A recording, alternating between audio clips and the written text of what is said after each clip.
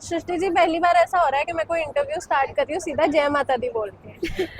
मतलब क्योंकि 22 तारीख को नवरात्रे स्टार्ट हो रहे हैं और 22 तारीख को ही बहुत ही प्यारा सा एक सीरियल आ रहा है, कितना शुभ दिन है हमारी शुरुआत के लिए। गंगाबाई की बिटिया। कितने एक्साइटेड हो? बहुत बेटियां। बहुत बहुत एक्साइटेड हूँ। हमने बहुत मेहनत, बहुत प्यार से सींच सींच के इस शो को बनाया है और मैं बस उम्मीद करती हूँ कि सबको उतना ही पसंद आए ये शो। स्टार्ट करने से पहले मैं एक चीज बहुत ही सरप्राइजिंग है और मैं बोलूंगी आप लोगों के लिए एक बहुत बड़ा चैलेंज है, बिकॉज कुमकुम को रिप्लेस करने जा रहा है ये शो। लोगों की बहुत ज्यादा उम्मीदें हैं बिकॉज वो जो टाइम है और प्लस ऐसी कल्ट फॉलोइंग थी उस सीरियल की। सो आई एम श्योर कि इधर भी ऐसी होने वाली है because of this gripping story. मुझे पूरी उम्मीद है कि यहाँ पर भी ऐसा ही होगा। मुझे पूरी उम्मीद है कि जो ऑलरेडी एग्जिस्टिंग ऑडियंस है वो जब हमें एक मौका देंगी तो वो निराश नहीं होंगे, उनको ये शो उतना ही पसंद आएगा। और बिकॉज ये बहुत ही रूटेड कहानी है और ऐसे शोज ना बहुत सालों पहले बनते थे जहाँ पे हर किरदार की अपनी एक जर्नी है, हर किरदार की अपनी एक स्टोरी है। It's not just the typical hero heroine वाला show, but everybody is important, every character is important here, and I think that is the beauty of the show and I think that's why it's going to do well. आप इन बेटियों में से एक mature character निभा रहे हो। हाँ जी। सो कुछ अपने कैरेक्टर के बारे में हमें बताना चाहेंगे। सहाना अपनी माँ की परछाई है। सहाना बहुत ही सौम्य, बहुत ही सिंपल, बहुत ही थोड़ा सा डरी हुई, सहमी सहमी सी रहती है और वो इतनी काइंड है कि अगर आप उससे शायद उसकी कोई चीज़ भी मांगो तो वो खुशी खुशी दे देगी, वो सोचेगी भी नहीं। और वो हमेशा दूसरों के बारे में ज़्यादा सोचती है और उसी वजह से उसने अपनी पढ़ाई छोड़कर उसने घर पे अपनी माँ का साथ दिया ताकि उसकी जो छोटी बहनें हैं वो पढ़ लिख सकें और वो उनके ड्रीम्स को सपोर्ट करती है। वो चाहती है कि वो जो भी चाहते हैं जीवन में उन्हें मिले और बाकी वो अपनी माँ की ढाल बनी रहती है, कोशिश करती है कि माँ जो बातें शेयर भी नहीं कर पाती उन चीज़ों को भी समझकर माँ का एक सहारा बन सके और उन्हें सपोर्ट कर सके। आपको ना एंटरटेनमेंट इंडस्ट्री में एक ऐसे एक्ट्रेस के तौर पे माना जाता है जो कि ऐसे कैरेक्टर्स दे के गई हैं जिन्होंने दिलों पे छाप छोड़ी है। Thank you. Also you have brilliantly played the bubbly characters as well as the matured ones. Thank you. तो आपको सबसे ज्यादा मजा किस में आता है?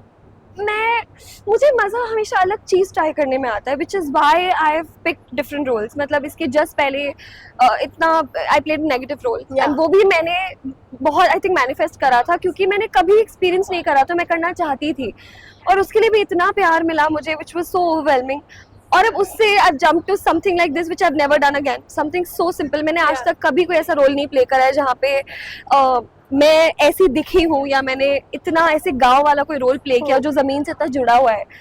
तो आई थिंक वो वर्सेटैलिटी इज व्हाट मेरे लिए जो एक्साइटिंग होता है।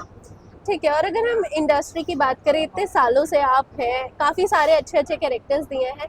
टीवी का जो एवोल्यूशन है, ऑडियंस का जो कनेक्ट है, कभी भी हम ये नहीं बोल सकते यार टीवी पे सीरियल देखना कोई बंद करेगा। घर में हमेशा वही टाइम है, लोग टीवी स्विच ऑन करते हैं और सीरियल्स देखते हैं। So how do you see the transition इतने टाइम में कैसे इवॉल्व हुआ है?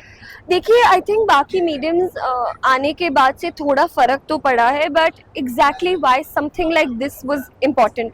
आई थिंक जी ने बहुत नया एक रेवोल्यूशन कह लो क्रिएट किया है जहाँ पे अभी जितने भी पास में भी जो शोज लॉन्च हुए वो भी सारे ऐसे ही हैं, very real stories, very different concepts, and so is this.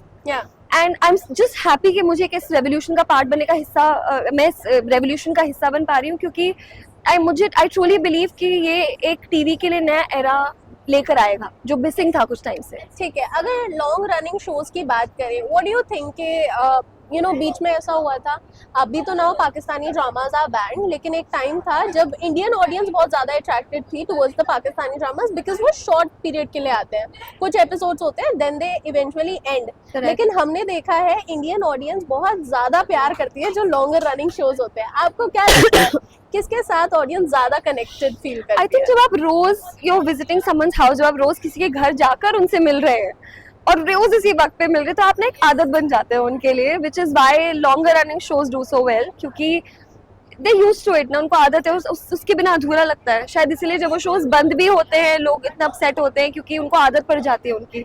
बस हम भी चाहते हैं कि हमारी भी आदत पड़ जाए सबको। अभी आपने डिफरेंट मीडियम्स का नाम लिया, ओटीटी के आने के बाद कहीं आपको ऐसा फील नहीं होता कि अब मुझे ओटीटी का भी कुछ ऐसा करना चाहिए? यार as an actor I think हम सब करना चाहते हैं, सारे मीडियम्स ट्राई करना चाहते हैं, बट अभी तक कुछ नथिंग इज फिट वेल, जब कुछ सही फिट होगा श्योर मैं करूंगी। एक चीज है, I'll end this interview with that because I know it is very hot over here and we both are feeling hot. जब भी हम नेगेटिव रोल करते हैं ना, वैम्प कैरेक्टर्स होते हैं, तो समटाइम्स ऑडियंस इतना ज्यादा कनेक्ट कर लेती है ना हमसे कि हमारे डीएम्स में मैसेजेस आने लगते हैं, तुम उसके साथ ऐसा क्यों कर रही हो? सो वो आपके साथ हुआ है? कोई एक मैसेज हाँ, याद है? हाँ आए हैं, बहुत आए हैं कि पूर्वी के साथ ऐसा मत करो, क्यों करा, वो इतनी अच्छी, और मैं लिटरली रिप्लाई करती थी कि मुझसे करवा रहे हैं, मेरे को भी अच्छा नहीं लग रहा है करने। I mean and I used to genuinely feel bad doing those things even in the scene because I am not a bad person, I don't feel bad. तो या आई डिड, बहुत आते थे। ठीक है, अभी 22 सितंबर, we all are very excited and all So the am I. Very Thank best you, for the thank you. Show.